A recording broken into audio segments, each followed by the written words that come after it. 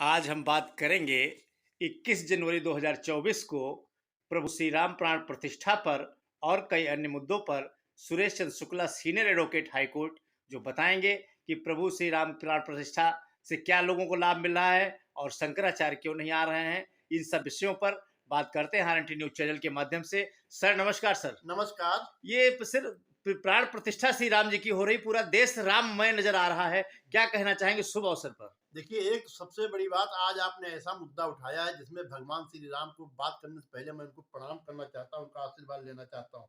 मैं चाहता हूँ वो हमारे सर, उनका हाथ हमारे सर पर हर समय बना रहे। दूसरी बात, यह एक बहुत ही महत्वपूर्ण और देश के लिए बहुत ही अहम विषय है, क्योंकि यह एक देश की आस्था से जुड़ा हुआ है। भाई आप देखिए, हर जगह हर आदमी अपने अपने धर्म के लिए कुछ कुछ को बहुत कुछ कर रहा है। हमारा देश था अभी तक कुछ नहीं कर रहा था, जब से हमारे भाजपा सरकार आई है कुछ किया हो या नहीं किया हो, लेकिन हमारे जो सनातन धर्म को है उसने सनातन धर्म का सम्मान किया है और सनातन धर्म को बढ़ाने का प्रयास किया है। देखिए, धर्म जरूरी है। धर्म के बिना कोई इंसान रह ही नहीं सकता, कोई समाज जीवित ही नहीं रह सकता है। इसलिए धर्म की जानकारी होना बहुत जरूरी है कि हम किस धर्म के हैं। तो हमारी भाजपा सरकार ने सबसे बड़ी बात की, जो धर्म को, सनातन धर्म को प्रोत्साहित किया है, सनातन धर्म को लोगों को जानकारी दी है। पहले लोगों को पता ही नहीं था हम किस धर्म के हैं, कोई कहता था हिंदू, कोई कुछ कोई कुछ। अब लोगों को पता हुआ साहब हमारा धर्म सनातन है।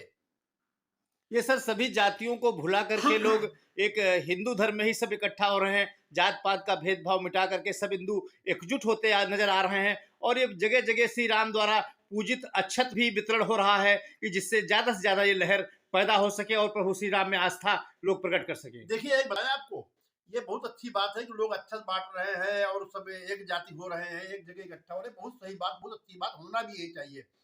एकता में ही सब कुछ है, एकता में अनेकता में कुछ नहीं, एकता में सब कुछ है।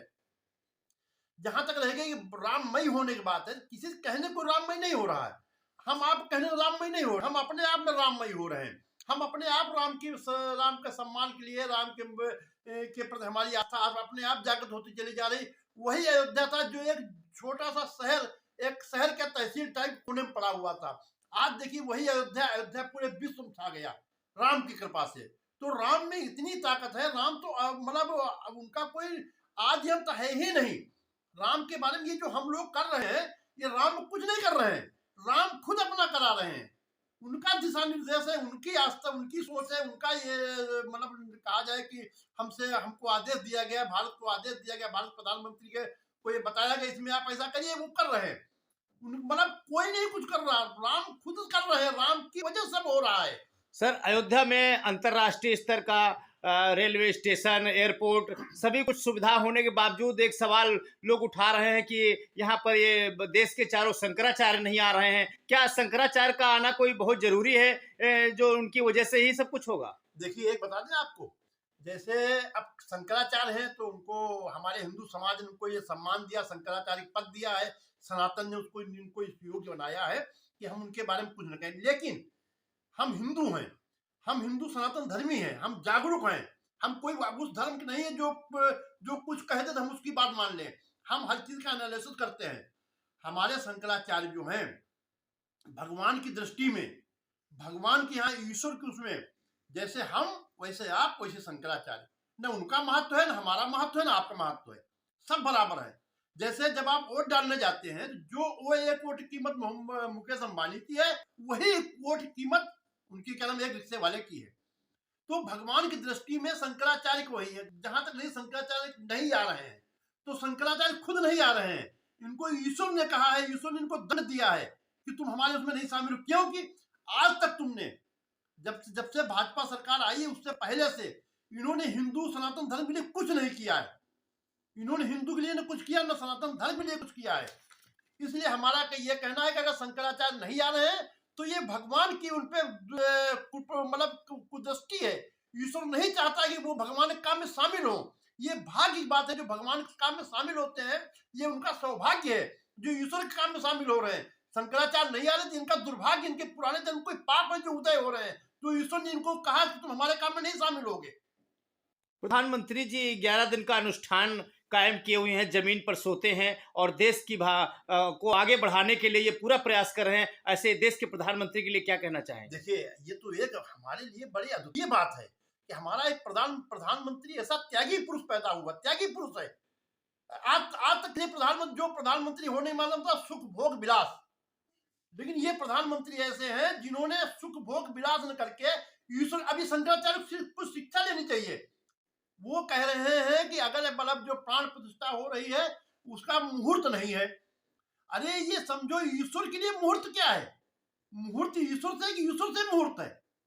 अगर ईश्वर है तो मुहूर्त है। जी। ईश्वर के लिए अच्छा बुरा क्या, उसके लिए सब अच्छा ही है। वो जहां पहुंच जाए वही प्रकाश। हम कहते हैं ईश्वर का जो प्राण प्रतिष्ठा उस समय होनी चाहिए जब सबसे खराब मुहूर्त हो, कि ईश्वर का प्राण प्रतिष्ठा हो जाए, खराब मुहूर्त अच्छा हो जाएगा। तो अब देखिए, प्रधानमंत्री से हमारे शंकराचार्य को सीखना चाहिए। एक प्रधानमंत्री है जो देश का राजा है, वो ईश्वर के लिए 11 दिन का इतना बड़ा त्याग कर रहा है, मतलब भोजन नहीं कर रहा है, जमीन पे सो रहा है। अब वो वहां एंजॉय करने के बाद दूसरा काम नहीं करते हैं। हमने 2-3 चीजें देखी हैं। एक तो क्या नाम है, ये शंकराचार्य हमारे, और दूसरे WHO, विश्व स्वास्थ्य संगठन। किसी काम नहीं, विश्व स्वास्थ्य संगठन ने आज तक देश की किसी भी मर्ज के लिए कोई दवाई बताई, न किसी मर्ज को रोकने का कोई प्रभाव बताया, न कोई मर्ज क्यों आती इसके बारे में बताया।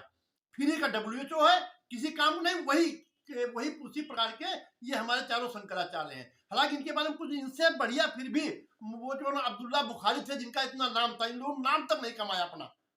ये खाली बोझ बने रहे, शंकर वाला हिंदू सनातन धर्म पे बोझ है। सर एक और आखिरी सवाल है, ये अंतर्राष्ट्रीय स्तर का है। ये जो इजराइल हमास वगैरह, ये जो आजकल अंतर्द्वंद फैलाए हुए हैं और एक दूसरे पर अभी देखा ईरान ने हमला पाकिस्तान पर कर दिया और पाकिस्तान ने ईरान पर कर दिया, और क्या होती क्या है ये सब जनता जानना चाहती है कि ये सब क्या हो रहा है। देखिए, ऐसा है, हम बताएं आपको, जब हम दूसरे के लिए कांटा बोते हैं तो कांटा हमारे लिए खुद पैदा हो जाता है। जहां तक बात रह गई, जब हमास ने इजराइल पे हमला किया, एक दिन वो किस तारीख को हमला किया, जहां वो डांस हो रहा था, बच्चे परिवार पूरा सब एंजॉय कर रहा था, वहां गए 1200-1300 लोग उन्होंने मार दिया। तब किसी मुस्लिम देश ने इसका विरोध नहीं किया। यहां तक गाजा तक ने इसका विरोध नहीं किया। किसी व्यक्ति ने आज तक विरोध नहीं किया। उसका परिणाम क्या है? वो गिन गिन के मार रहा है और किसी की हिम्मत नहीं जो जवाब दे दे। देखिए, नियम ये है, जब आप लड़का झगड़ा करके आए, गलती करके आए, अगर आप अपने लड़के को नहीं मारोगे तो उसको समाज जो जीने नहीं देगा, पुलिस मारेगी, अपराधी हो जाएगा। इसलिए जो ये युद्ध हो रहा है, इसके जिम्मेदार वही लोग हैं जो इसके भुक्तभोगी हैं, जो इसकी पीड़ा उठा रहे हैं। उन्होंने इस पीड़ा को, भाई कहीं मर जाए, हमारा दुश्मन तक मर जाए, हमें नियम ये है। हम तो हिंदू वाले हैं, हम तो सनातन धर्मी हैं, हम तो ये बात कहते हैं, हमारी जो अपनी सोच है कि हमारा दुश्मन भी मर जाए तब भी हम दुखी हैं, उसको दर्द हो तब भी हम दुखी हैं। लड़ाई हमारे उसके जो क्या नाम, उसकी संस्कारों की है, मतभेद की है, ना कि हम उसके शरीर को पीड़ा देना चाहते हैं। इन्होंने, जब उन्होंने बच्चे मारे गए, बच्चे औरतें नंगी की गई, तब इन लोगों ने नमाज पढ़ी। इन्होंने ईश्वर को भी, अल्लाह को भी दुखी किया। अल्लाह कभी नहीं चाहता, अल्लाह अगर चाहे तो अल्लाह दुनिया एक मिनट में विनाश कर दे, लेकिन उसने विनाश नहीं किया। उसी के सब बनाए हुए हैं। उसने बराबर हिंदू को सम्मान दिया, उसने बराबर ईसाई को सम्मान दिया, उसने बराबर मुस्लिम को बना। भाई मुस्लिम कैसे बने? हिंदू से बने। सब जन्म तो सबसे हिंदू के, सब पहले पैदा हिंदू ही होते हैं। हिंदू के बाद सब कन्वर्ट होती है इधर उधर। तो आपने जो धर्म के आधार पे अपनी तुष्टि का अपना कराया, लोगों को परेशान किया, उसका दुख आप भोग रहे हो और भी भोगते रहोगे जब तक अपने पापों का प्रायश्चित आप नहीं करोगे। कोई सरकार हो, कोई राजा हो, कोई कितनी बड़ी पावर हो, जहां तक होती है सब ये आतंकवादी है। ये सब कर रहे हैं, एक दूसरे के बहकाम कर रहे हैं, एक दूसरे की पीड़ा दे रहे हैं, खुद पीड़ा उठा रहे हैं। आप देख रहे थे राष्ट्रीय नवल टाइम्स चैनल पर Suresh Chandra Shukla, senior advocate high court के, बोल रहे थे और उन्होंने कई विषयों पर प्रकाश डाला, श्री राम प्राण प्रतिष्ठा से लगा के प्रधानमंत्री तक। और सर एक सवाल थोड़ा सा छोटा सा है, हमारे उत्तर प्रदेश के यशस्वी मुख्यमंत्री जो योगी जी महाराज के नाम से जाने जाते हैं, वो हर पल इसमें अयोध्या को सजने संवारने का काम कर रहे हैं, हर पल मॉनिटरिंग कर रहे हैं कि पूरी अयोध्या को पूरी तरीके से उन्होंने सजा दिया है। कि क्या कहना चाहेंगे? देखिए, हम ये कहना चाहेंगे, ये हमारे मुख्यमंत्री, यशस्वी मुख्यमंत्री की बहुत भाग्य है कि राम के काज में उनको करने का अवसर मिल रहा है। ये उन लोगों को दुर्भाग्य था जो राम के काज नहीं किया अवसर था। आज उनका भाग्य, उनके उस जन्म के कोई पुण्य उदय हुए हैं जिनकी भाग्य की वजह से उनको अयोध्या संवारने का मौका मिल रहा है।